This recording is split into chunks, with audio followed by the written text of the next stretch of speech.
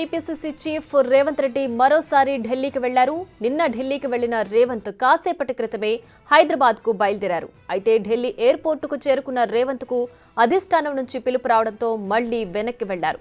Airport నుంచి నేరుగా మహారాష్ట్ర సదన్కి వెళ్లారు రేవంత్ రెడ్డి. మహారాష్ట్ర సదన్లో మాణిక్రావు ఠాక్రేతో భేటీ కానున్నారు ఆయన. ఆయనతో మంత్రివర్గ కూర్పుపై చర్చించే అవకాశం ఉంది. ఇక ఇదే అంశానికి సంబంధించి మరింత సమాచారం మా ప్రతినిధి శివ ఢిల్లీ నుంచి అందించడానికి సిద్ధంగా ఉన్నారు. శివ, చెప్పండి. అయితే హైదరాబాద్ కి బయలుదేరనున్న రేవంత్ రెడ్డి సడన్ గా అధిష్టానం పిలుపుతో మళ్ళీ వెనక్కి తిరిగారు. సో ఏం జరగబోతోంది, దేని గురించి ప్రధానంగా చర్చించబోతున్నారు, పూర్తి డీటెయిల్స్ ఏంటి? Right break. అధిష్టాన పెద్దలను కలిసిన తర్వాత రేపు ప్రమాణ స్వీకార కార్యక్రమానికి రావాల్సిందిగా సోనియా గాంధీ, ప్రియాంక గాంధీ, రాహుల్ గాంధీ, అలాగే ఇటు మల్లికార్జున ఖర్గే, కేసీ వేణుగోపాల్తో సమావేశమైన తర్వాత ఇటు పార్లమెంట్కి వెళ్ళి ఆయన సహచరులను, వారి మిత్రులందరినీ కూడా రేపు ప్రమాణ స్వీకార కార్యక్రమానికి హాజరు కావాలని ఆహ్వానం పలికిన తర్వాత ఢిల్లీ ఎయిర్పోర్ట్కు బయలుదేరారు. వెళ్తున్న నేపథ్యంలో మార్గం మధ్యలో అధిష్టానం నుంచి మరొకసారి పిలుపు రావడంతో వెనక్కి రావాలని ఢిల్లీ ఎయిర్పోర్ట్ నుంచి వెనక్కి మరల పరిస్థితి అయితే కనిపిస్తుంది. డైరెక్ట్గా మహారాష్ట్ర సదన్కి వెళ్ళి కాంగ్రెస్ పార్టీ తెలంగాణ వ్యవహారాల ఇన్ఛార్జ్ మాణిక్రావు ఠాక్రేతో సమావేశం కాబోతున్నారు రేవంత్ రెడ్డి. అక్కడికి వెళ్ళిన తర్వాత మంత్రివర్గ కూర్పుపై కూడా ఒక కీలక నిర్ణయం తీసుకోబోతున్నారంటూ కూడా ఒక సమాచారం అందుతుంది. అంటే రేవంత్ రెడ్డి ఢిల్లీ వస్తూ తన టీంను రెడీ చేసుకుని ఒక లిస్ట్ అయితే రెడీ చేశారు. దాంట్లో కాంగ్రెస్ పార్టీ కోసం మొదటి నుంచి కష్టపడి పనిచేసిన వారికి, ఇక టికెట్ ఆశించి ఎవరైతే భంగపడ్డారో అటువంటి వారికి టికెట్లు కేటాయించాలి అనే ఉద్దేశంతో మొదటి నుంచి గత ఏదైతే దాదాపు 30-40 సంవత్సరాల నుంచి కూడా కాంగ్రెస్ పార్టీ కోసం కష్టపడి పనిచేసిన సీనియర్ నేతలు కూడా కొంతమంది ఉన్నారు. అటువంటి వారికి కూడా మొన్న జరిగిన ఎన్నికలు ఓడిపోయినప్పటికీ అటువంటి వారికి కూడా అవకాశం కల్పించాలి. వారి యొక్క ఎక్స్పీరియన్స్ని కానీ, పార్టీ కోసం వారు చేసిన కృషి కానీ, వారి కార్యక్రమాలకు సంబంధించి అంటే పార్టీ బలోపేతానికి అనేక కార్యక్రమాలు చేపట్టారు. ప్రజల్లోకి వెళ్ళి పార్టీని బలోపేతం చేశారు. అదంతా కూడా దృష్టిలో ఉంచుకుని వారందరూ కూడా మరొక అవకాశం ఇవ్వాలనే ఉద్దేశంతో రేవంత్ రెడ్డి అటువంటి వారిని కూడా ఒక లిస్టును ప్రిపేర్ చేసి అధిష్టానానికి సమర్పించినట్లుగా కూడా తెలుస్తుంది. ఆ లిస్టుపై కూడా ఫైనల్గా ఒక నిర్ణయం తీసుకోబోతున్నారు. దాని గురించి చర్చించేందుకు కొన్ని మార్పులు చేర్పులు చేసే విధంగా కూడా ఇప్పుడు ఈ సమావేశం జరగబోతుంది. ఈ నేపథ్యంలోనే అధిష్టానం నుంచి పిలుపు వచ్చిన నేపథ్యంలో మహారాష్ట్ర సదన్కు తిరిగి బయలుదేరి వెళ్లారు. అక్కడ మాణిక్రావు ఠాక్రేతో సమావేశం కాబోతున్నారు. ఇదే సమావేశంలో అటు భట్టి కూడా ఉండే అవకాశం ఉంది అనే సమాచారం అయితే అందుతుంది. భట్టి అలాగే ఉత్తమ్ కుమార్ రెడ్డి కూడా వెళ్తారా లేదా అనేది కూడా చూడాల్సి ఉంది. వారు కూడా హాజరయ్యే అవకాశం ఉందంటూ కూడా మరొక సమాచారం అయితే అందుతుంది. చూడాలి మరి ఏం జరగబోతుంది. మరోవైపు ఇక్కడ మహారాష్ట్ర సదన్కి మళ్ళా ఆశావాహులు ఎవరైతే ఉన్నారో వారందరూ కూడా మరోసారి క్యూ కడుతున్న పరిస్థితి నెలకొంది.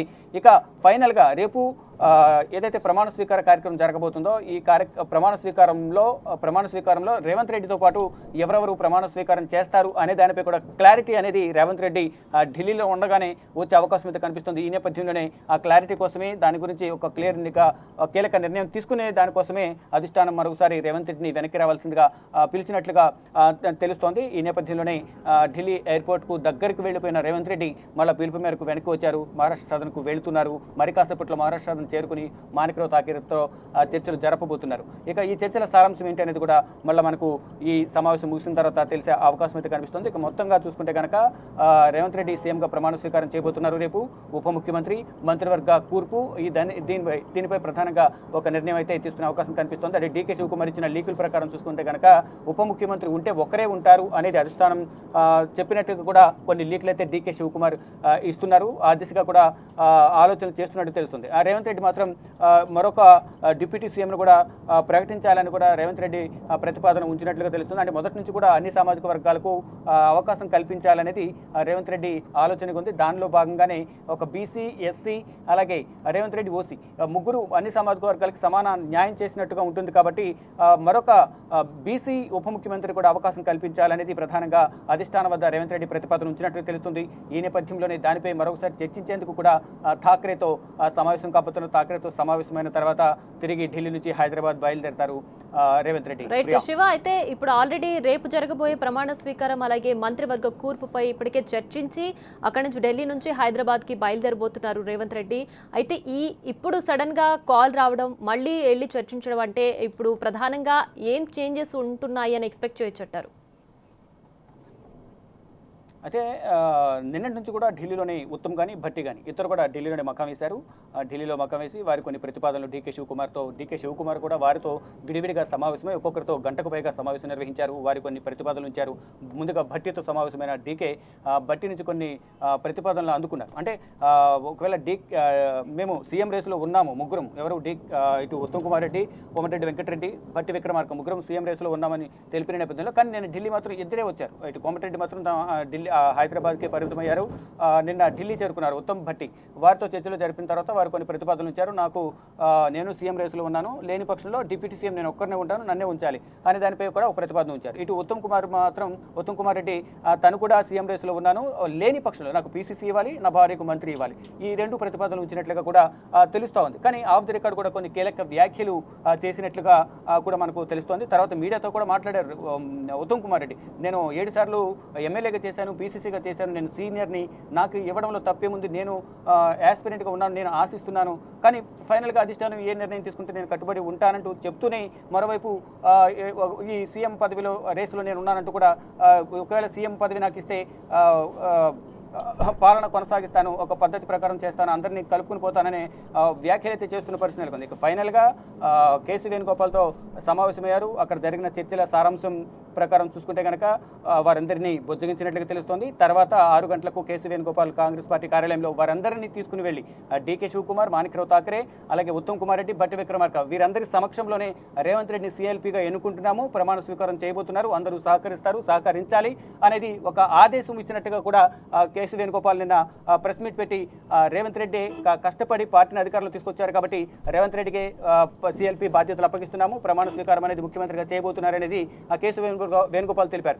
తర్వాత కొంత మనం అబ్జర్వ్ చేస్తే కనుక వారిద్దరిలో ఉత్తమ్ నార్మల్గా ఉన్నప్పటికీ కూడా ఒకంత అసంతృప్తి అయితే ఉత్తమ్ కుమార్ రెడ్డి ముఖ కవలికల్లో అయితే కనిపించిన పరిస్థితి అయితే కనిపిస్తోంది. ఇక ఫైనల్గా వారైతే అసంతృప్తి అయితే వ్యక్తం చేస్తున్నారు. ఎవరైనా కూడా ఆశించినప్పుడు వారికి ఏదైనా పదవి దక్కకపోతే భంగపడినప్పుడు అసంతృప్తి వ్యక్తం చేస్తారు. కానీ వారికి కొన్ని కీలక పదవులు ఇస్తామని అయితే హామీ ఇచ్చారు. కానీ వీరు కోరుకున్నట్లుగా ఉత్తమ్ కోరుకున్నట్లుగా పీసీసీ పదవి అయితే ఇప్పటికిప్పుడు అయితే ఇచ్చే అవకాశం లేదు.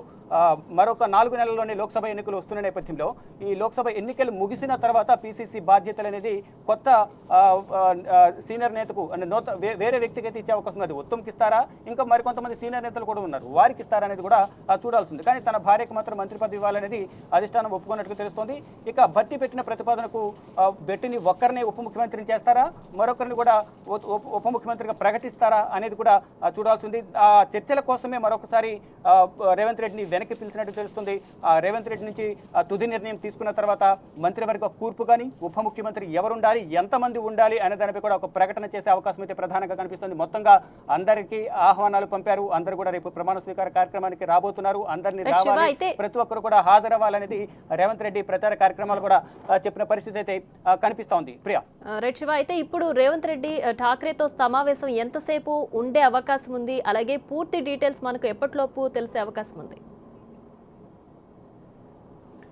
రైట్, ఇక మనకి ఒక గంట సేపులో అయితే దీనిపై ఒక క్లియర్ కట్గా ఒక ప్రకటన అయితే వెలువడే అవకాశం ఉంది. అసలు రేవంత్ రెడ్డిని ఎందుకు పిలిచారు అంటే ఇప్పటి వరకు చెప్పుకున్నాయని కొన్ని ఊహాగానాలు అయినప్పటికీ కూడా జరిగేది కూడా అదే జరుగుతున్న పరిస్థితి కనిపిస్తోంది. రేవంత్ రెడ్డి ఈ మాణిక్రావు ఠాకరే చర్చల సారాంశం ఏంటి అనేది కూడా మనకు అధికారికంగా మరొక గంటలోనే దీనిపై తెలిసే అవకాశం ఉంది. మాణిక్రావు ఠాకరేను కలిసిన తర్వాత, వారితో చర్చించిన తర్వాత, తుది నిర్ణయం తీసుకున్న తర్వాత అక్కడి నుంచి డైరెక్ట్గా మళ్ళీ ఎయిర్పోర్ట్కు రేవంత్ రెడ్డి బయలుదేరి హైదరాబాద్ వెళ్తారు. ఇప్పటికే భారీ సంఖ్యలో శంషాబాద్ ఎయిర్పోర్ట్కు కార్యకర్తలు, నేతలందరూ కూడా రేవంత్ రెడ్డికి ఘన స్వాగతం పలికేందుకు అక్కడ సిద్ధంగా ఉన్నారు. ఇప్పటికే మళ్ళీ వెనుతిరగడంతో ఒకంత వారంతా అసంతృప్తి వ్యక్తం చేస్తున్న పరిస్థితి నెలకొంది. ఇంకెంతసేపట్లో రేవంత్ రెడ్డి ఢిల్లీ వస్తారా, ఇప్పుడెప్పుడు చూద్దామనే ఉద్దేశంతో అందరూ కూడా ఆతృతగా అక్కడ ఎదురు చూస్తున్న పరిస్థితి నెలకొంది. ఇక చూడాలి మరి ఏం జరగబోతుంది. మహారాష్ట్ర సాధనకు వెళ్ళిన తర్వాత మాణిక్రావు ఠాకరేతో ఏం చర్చిస్తారు రేవంత్ రెడ్డి అనేది కూడా మనకు తెలియాల్సి ఉంది. Priya right Shiva, thanks for the updates.